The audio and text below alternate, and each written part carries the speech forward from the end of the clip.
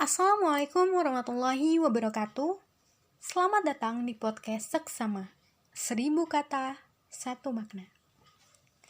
Halo Besti, dimanapun kalian berada. Bagaimana nih kabarnya? Semoga dalam keadaan sehat ya. Amin. Saya, Nazla Fauziah Oktaviani, akan menemani Besti semua dalam perbincangan hangat kita kali ini tentang keberagaman menjadikan satu kekuatan. Pernah gak sih kalian ngerasa kesel banget sama orang karena sifatnya tidak sejalan sama kalian? Kira-kira kenapa ya perbedaan itu ada? Apakah untuk mengetes kesabaran kita? Atau sebenarnya itu hanya pemikiran kita yang berlebihan? Menurut Pusat Bahasa Depdiknas, sifat sendiri merupakan bawaan dari hati, personalitas, budi pekerti, kebiasaan, dan juga kepribadian yang didasari oleh lingkungan dan keturunan. Dalam bidang biologi, orang tua akan menurunkan sifatnya sekitar 50% dari ibu dan 50% dari ayah.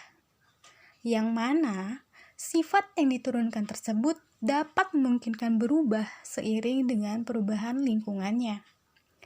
Jadi, memang 100% sifat manusia didasari oleh penurunan sifat dari orang tua nih Besti.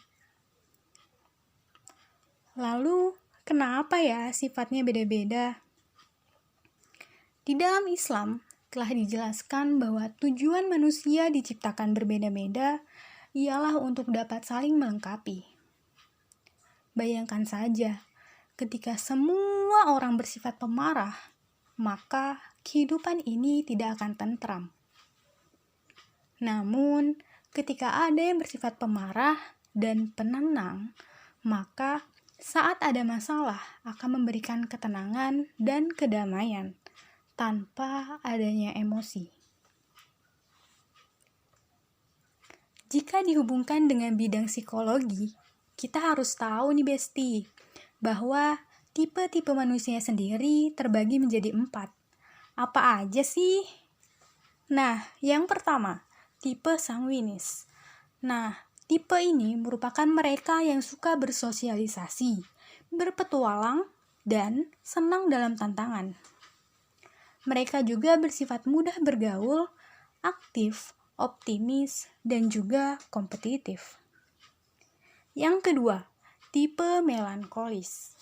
Nah, tipe ini merupakan orang-orang yang cenderung menyendiri, analisis, dan seadanya dalam berkomunikasi. Orang-orang ini akan merencanakan sesuatu secara detail, sensitif, namun mereka juga mudah curiga nih Besti. Yang ketiga, tipe plekmatis. Nah, tipe ini merupakan sebutan bagi orang-orang yang rileks, tenang, santuy, dan biasanya easy going nih Besti. Tapi, mereka itu suka merasa sulit dalam beradaptasi dengan lingkungan barunya. Nah, yang terakhir yaitu tipe korealis. Merupakan sebutan bagi mereka yang ambisius, kompetitif, dan fokus pada tujuannya. Namun, orang-orang yang bertipe korealis ini tidak terlalu suka basa-basi. Jadi, kalau kita mau ngomong sama orang yang bertipe korealis, maka hendaknya langsung to the point ya Besti.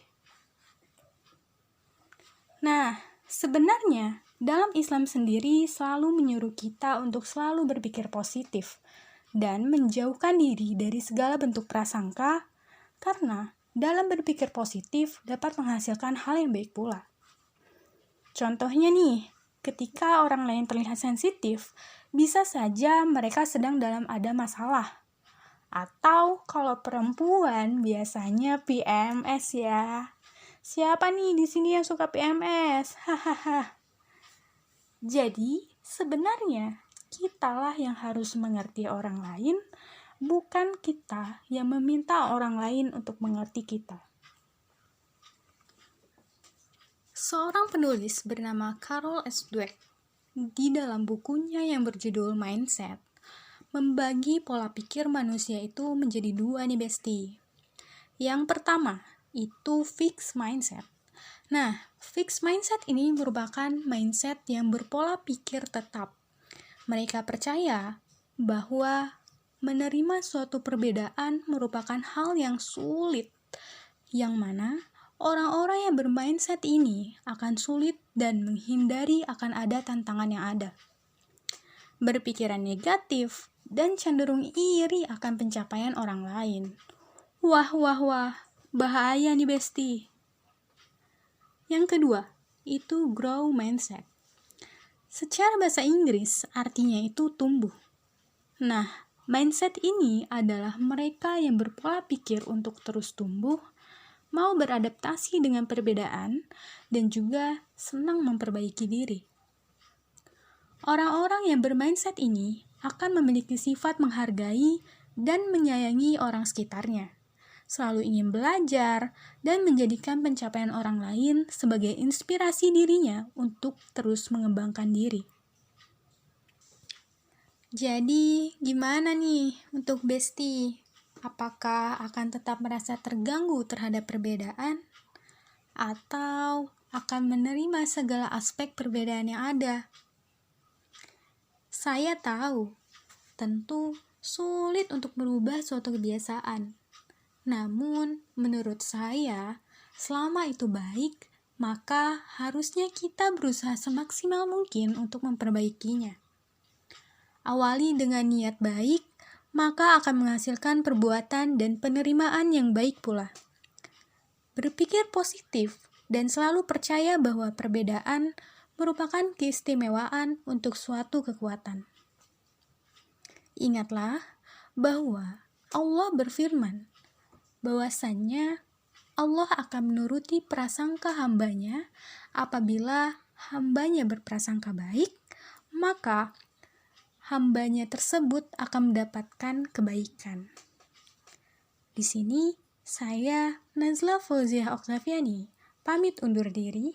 Semangat selalu untuk Besti semua. Wassalamualaikum warahmatullahi wabarakatuh.